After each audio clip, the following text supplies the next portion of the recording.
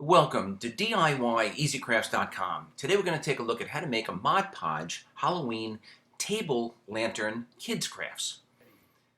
Now my granddaughter came over to help demonstrate this very simple kids craft, and we're going to use some glass containers, some colored packing paper or tissue paper, and Mod Podge.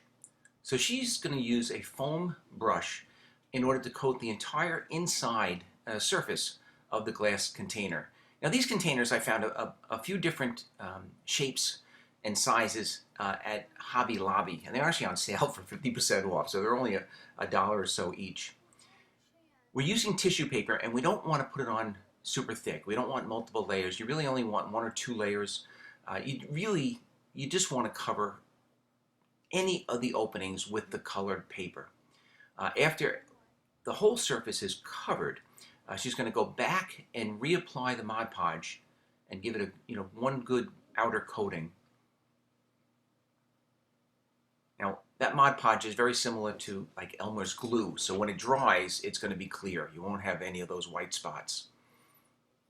So even though that's still drying, she can then apply the outside design, or in this case the pumpkin face.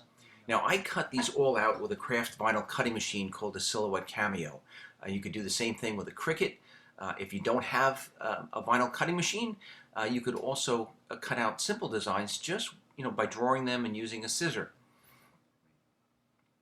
Self-adhesive vinyl, you can pick up individual sheets at Michael's Art Supply or online. Amazon has them. And it really allows these peel and stick projects really allow the kids to showcase their artistic ability. Now we used battery-operated candles, so no flame, nobody's getting hurt. And they actually came out really cool. They look really nice with the lights out. Now I'm just going to go real quick and show you the other couple of designs that we did. On a taller vase, we ended up doing ghosts. So we used white tissue paper, or Bryn used white tissue paper.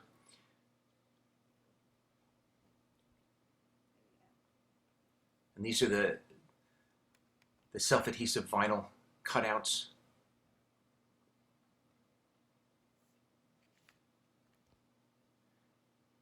And then we even added a few bats to finish off the design.